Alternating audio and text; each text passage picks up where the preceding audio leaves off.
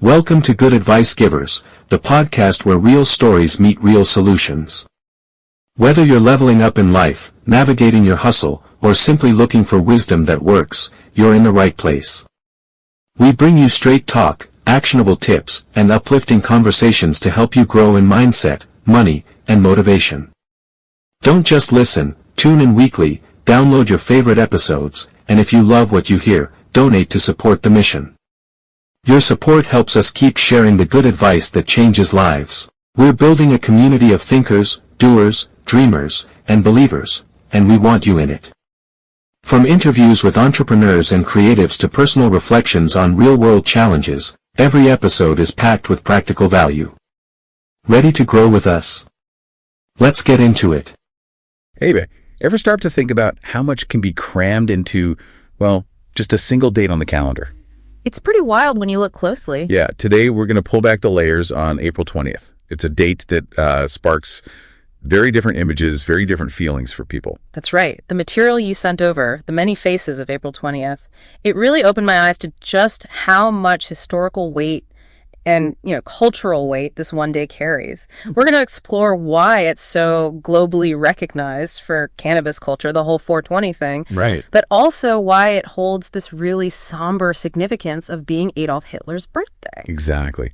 And, our goal here is always to give you the crucial info without sort of bogging you down. Get right to it. Yeah. So our mission today is to understand the surprising duality of April 20th, why it's a day of celebration for some, and, well, a day of stark remembrance for others. The material you shared gives us a really broad view, its origins, some twists and turns I definitely didn't expect. Okay, so where do we even start with a date this complex? Maybe the more lighthearted side first, the story behind 420. Sounds like a good place to start. And what's fascinating is how this whole global thing seems to have sprung from something so small, so specific. Right. So back in the early 1970s, you've got this group of high school students in California. They call themselves the Waldos. The Waldos, okay. Yeah, and they used 420 as a kind of code. The idea was they'd meet up at 4:20 p.m. by this Louis Pasteur statue at their school to go search for this rumored abandoned cannabis crop nearby. And did they find it? Incredibly, no, they never actually found it. They searched and came up empty. That's almost, it's funny, right? How this huge phenomenon has such an almost anticlimactic start. Totally. But that regular meeting time, 420 Louis, it just kind of morphed into 420. It became their secret shorthand for talking about cannabis. Okay, so that's the local bit. But here's where it gets really interesting for me. How did this little high school code break out and, go global? Well, it seems the Grateful Dead played a pretty significant role. Ah, okay. Makes sense. Yeah, one of the Waldos apparently had a connection to the band, or their circle, anyway. And as the term started circulating within the whole Grateful Dead community, it really stuck. Mm-hmm. It evolved. It wasn't just about when to meet anymore. It became this broader symbol within marijuana culture itself. Right. It became the thing, not just the time. Exactly. Represented the whole culture. And then by the 1990s, this symbol had totally blossomed into this unofficial weed day, right? Celebrated every April 20th. Mm-hmm. The material you shared talks about these incredible gatherings starting to pop up, like thousands of people showing up in places like Golden Gate Park in San Francisco, crowd. The University of Colorado Boulder, even Parliament Hill in Ottawa, Hyde Park in London, people just coming together. It was this mix, wasn't it? Part celebration, part, a very public push for change. A protest, almost. Mm. Definitely. If you connect this to the bigger picture, you can really see it reflecting a shift, right? A real change in how society was starting to view cannabis. Absolutely. Those big, visible gatherings were a powerful demonstration. It showed a growing movement that was pushing for legalization, celebrating what many saw as the plant's benefits. Okay, now fast forward to today. Things have changed a lot. We've seen legalization happen in many places, U.S. states, Canada, Uruguay, Malta. How has that massive shift influenced the way 420 is well observed? Well, what's intriguing, I think, is this transition. It went from something that felt a bit like civil disobedience. Right, like sticking it to the man. Kind of, yeah. To something much more mainstream, Right. Now, don't get me wrong, advocating for policy reform is still a key part of April 20th. Okay. You've got groups like MPP Marijuana Policy Project and NORM-LML, the National Organization for the Reform of Marijuana Laws. They're still actively using the day to push for things like federal legalization in the U.S. or addressing the, frankly, huge racial disparities in cannabis arrests. That's crucial work. Absolutely, and expungement, getting records cleared. But alongside that activism, we've seen this huge surge in commercial activity. Oh, yeah. The material you put together really hits that hard. It feels like every cannabis company, dispensary, heck, even companies that have nothing to do with cannabis are trying to, tap into the 420 buzz. Totally.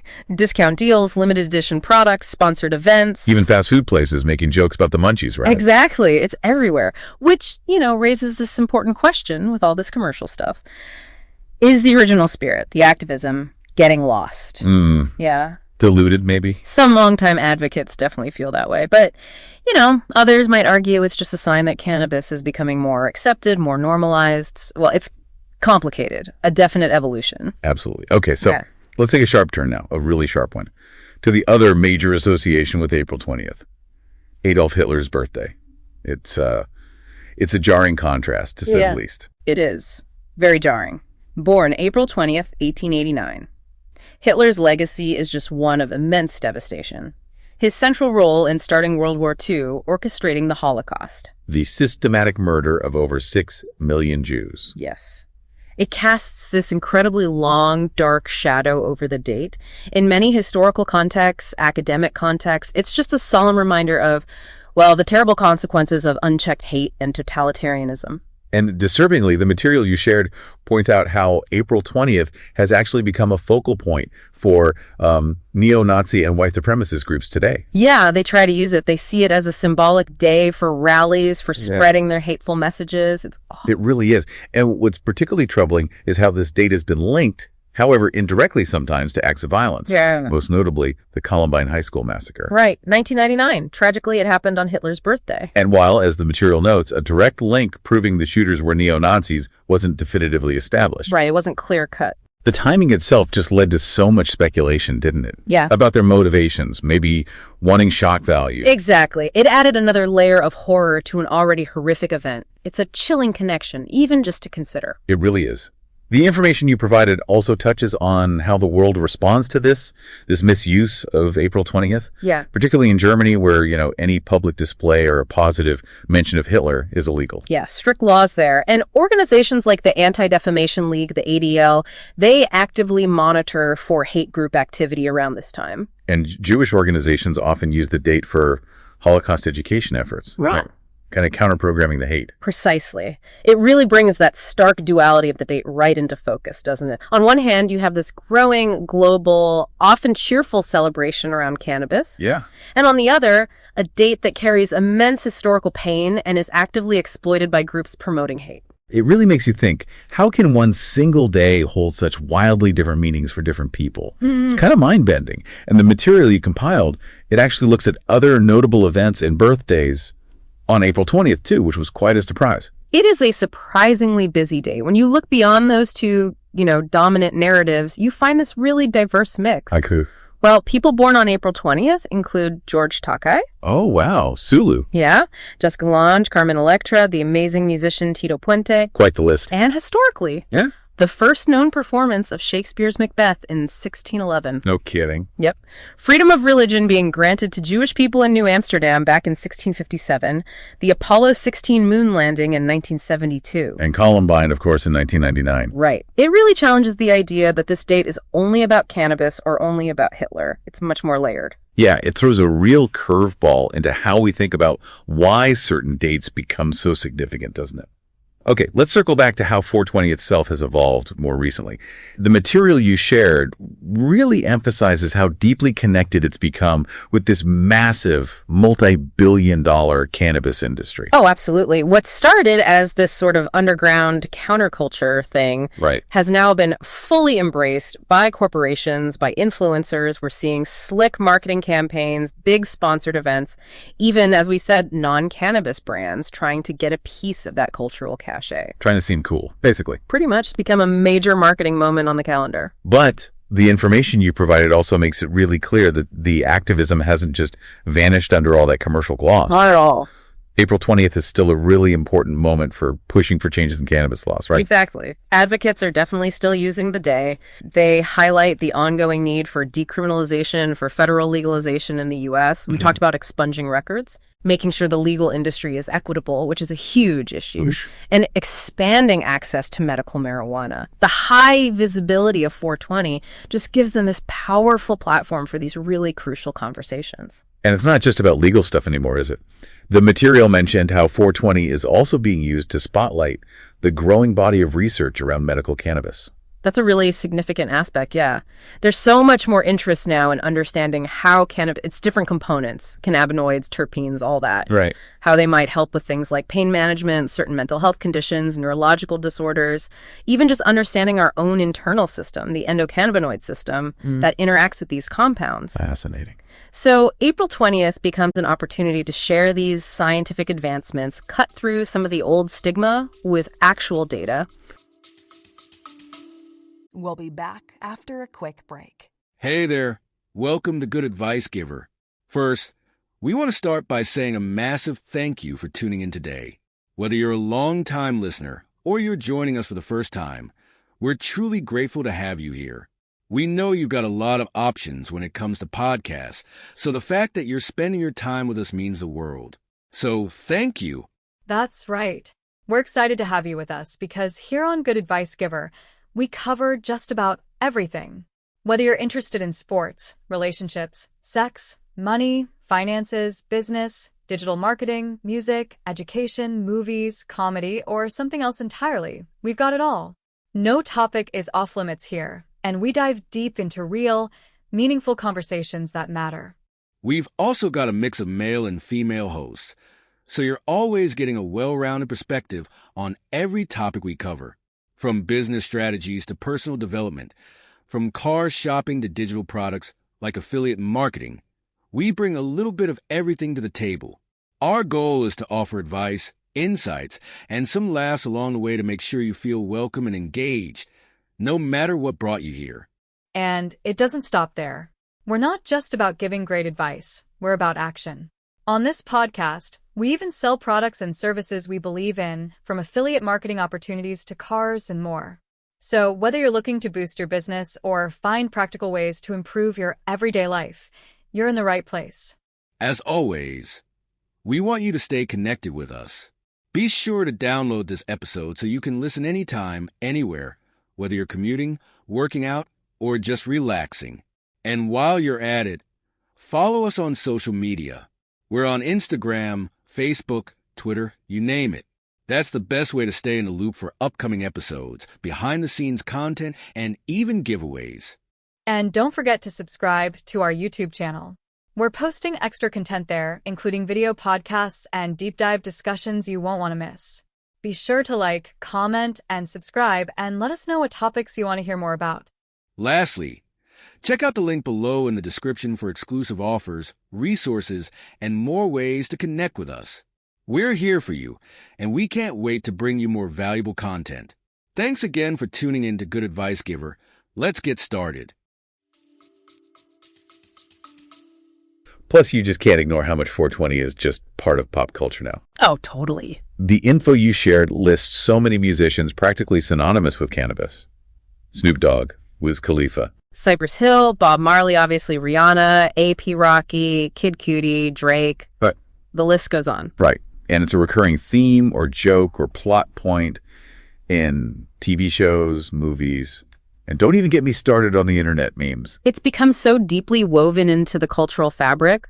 All those mentions, whether it's in song lyrics or, a funny scene in a movie, they all contribute to the ongoing normalization of cannabis. And it just further cements 420's place in the mainstream consciousness. Now, this next part of the material you put together I found really interesting.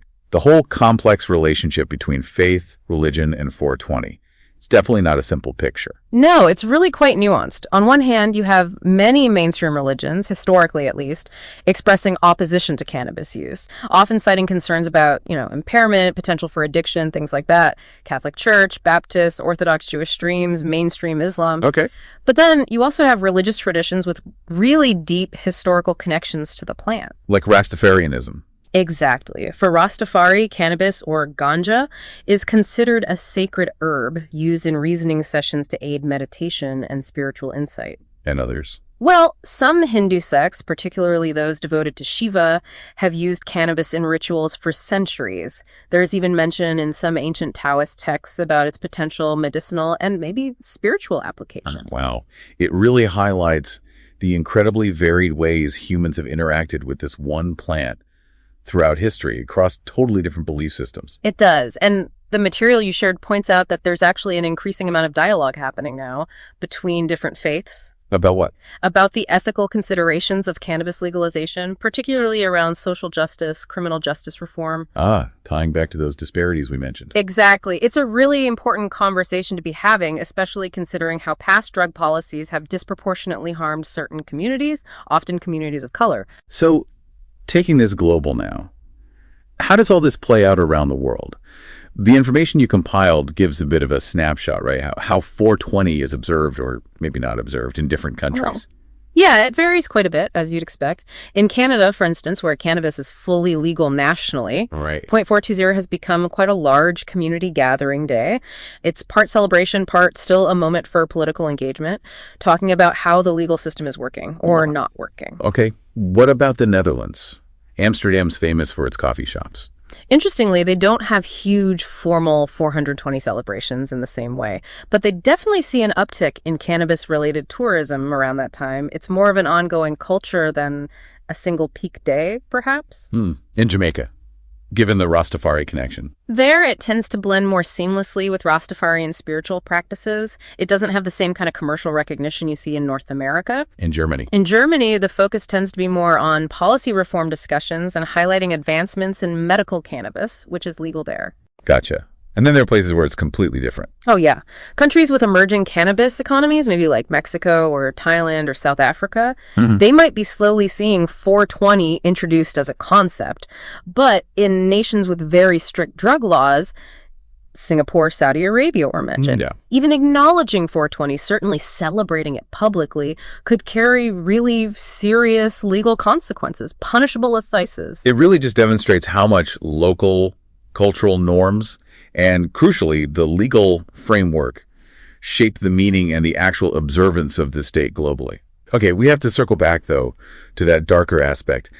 It feels unavoidable. The tragic connection to the Columbine massacre and the way extremist groups have sort of co-opted April 20th. This is a really critical piece of the puzzle if you want to understand the full weight of April 20th. The Columbine High School shooting was just horrific, a generation-defining tragedy for many. Absolutely. And the fact that it occurred on Adolf Hitler's birthday just immediately led to this intense speculation about the shooter's motivations. Were they neo-Nazis? Was the date deliberate for that reason? Even though, as we said, that direct link wasn't definitively proven. Correct. But the association was made very publicly, very quickly. And the information you provided really emphasizes the lasting impact Columbine has had on how we think about school safety, obviously gun violence debates in the U.S., mental health awareness. It's a tragedy that continues to echo. And unfortunately, as we touched on earlier, April 20th has also become this date that white supremacist and other extremist groups have latched onto, precisely because of the Hitler connection. Yeah, they see it as a day to rally, to commemorate him, to promote their ideologies. Law enforcement agencies, groups like the Southern Poverty Law Center, they actively monitor for increased chatter and potential activity around this time. So there's a very real concern about hate crimes, symbolic acts of violence. Sadly, yes. It's a sobering reminder that these hateful ideologies are still present and vigilance is needed. And this all ties into how the media covers April 20th, doesn't it? Which is another point you raised in the material. The framing really matters. It matters hugely. Media framing really shapes public perception. So depending on the news outlet, the specific story focus, you might see April 20th presented primarily as a day of, lighthearted cannabis celebration. Yes, stoner holiday headline. Right. Or it could be framed as a solemn day to remember the atrocities of the Nazi regime. or a time to reflect on the tragedy of Columbine and discuss school safety, or even as a date where there's a heightened risk of terrorism or extremist activity. So many different angles. Exactly. And this varied coverage contributes to the complex, sometimes really conflicting public identity of April 20th. It makes you think about the psychology behind it all. Why do certain dates get so loaded with meaning? You introduced this concept in the material, temporal symbolism. Can you unpack that a bit? Sure. It's basically the idea from psychology and sociology that specific points in time dates on a calendar can become deeply connected to strong emotions, significant memories, shared cultural meanings, even specific behaviors. Dates acquire symbolic weight. April 20th is a really powerful, if complicated, example of this. It evokes such different, sometimes incredibly intense responses based on both collective history, like World War II or Columbine, and personal histories or affiliations, like being part of cannabis culture. Like other dates we think of, maybe 9/11 or December 25th or July 4th, they carry this heavy weight of shared experience and symbolic meaning. Precisely. Though April 20th is maybe unique in having such starkly opposing meanings attached to it simultaneously. Which leads us right to this central question that the material raises. Can April 20th, or maybe should April 20th be reclaimed or somehow redefined? It feels like a real ethical tightrope walk. It really is. There are arguments on both sides. Some argue for reclaiming it, saying, look, the meaning of dates can evolve. They might point to Juneteenth in the U.S., a date marking the end of slavery, which has gained much broader recognition and celebratory status over time. Maybe 420's positive freedom-oriented aspects can eventually overshadow the negative. Okay, that's one perspective. But then there's a strong argument for caution. People warning against letting, celebratory commercialism, the fun side of 420, completely overshadow or erase the memory of the very real tragedies and the hateful ideologies also tied to the day, that we risk trivializing horror. Right. That feels important too. And the material you shared highlights some interesting middle ground approaches emerging. Things like dual observance events trying to hold space for both celebration and solemn remembrance, or community education initiatives, really talking about all the meanings. Digital literacy efforts, too, helping people navigate the different narratives they see online. It sounds like a really complex issue with absolutely no easy answers. Definitely not. Ultimately, I think this deep dive into April 20th really reveals it as a date of profound duality. It embodies celebration and sorrow, freedom and hate. It just underscores the incredibly intricate ways that we as a society create meaning, remember history, and grapple with difficult legacies. So here's maybe the final thought to leave our listeners with. Considering all these diverse, often really conflicting meanings tangled up in April 20th, what responsibility do we have? As individuals, as a society? How do we shape the narrative, the observance of a date like this? Is it even possible for one single date to hold such drastically different significance long-term? Or will one meaning eventually just sort of win out in our collective consciousness?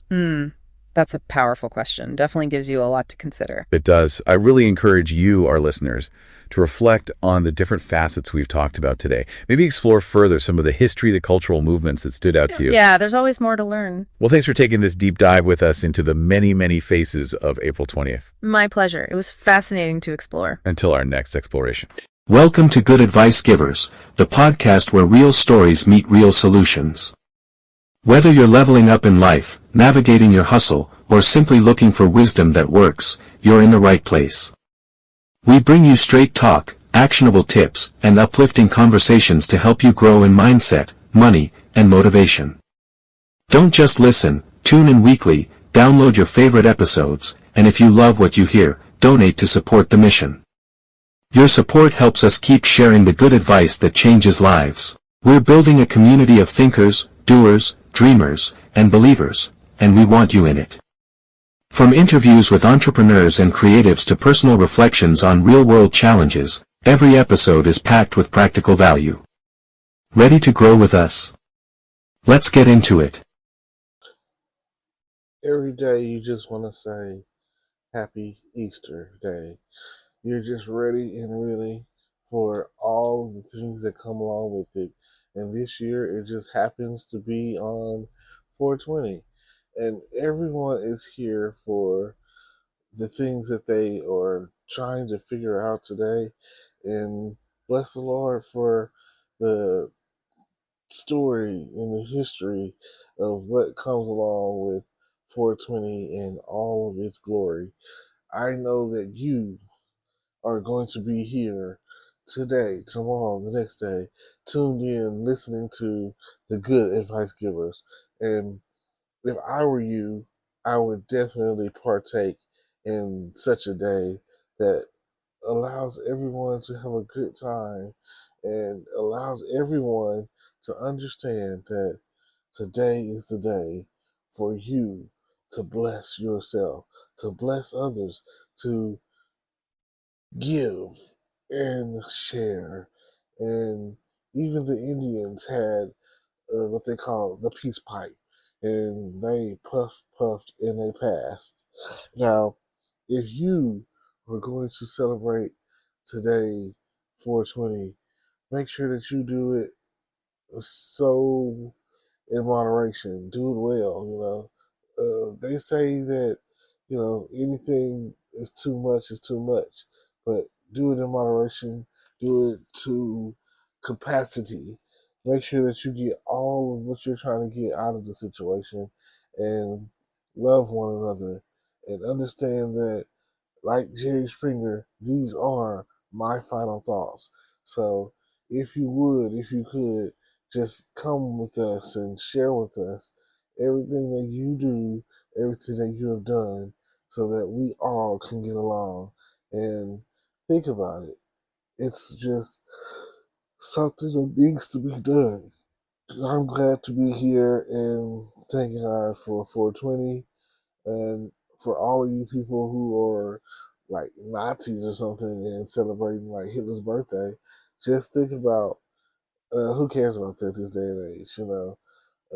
It's more about 420 celebration of like partaking in cannabis and the legalization of, let's say, marijuana. You got so many names. Just know that we all are in love with Mary Jane.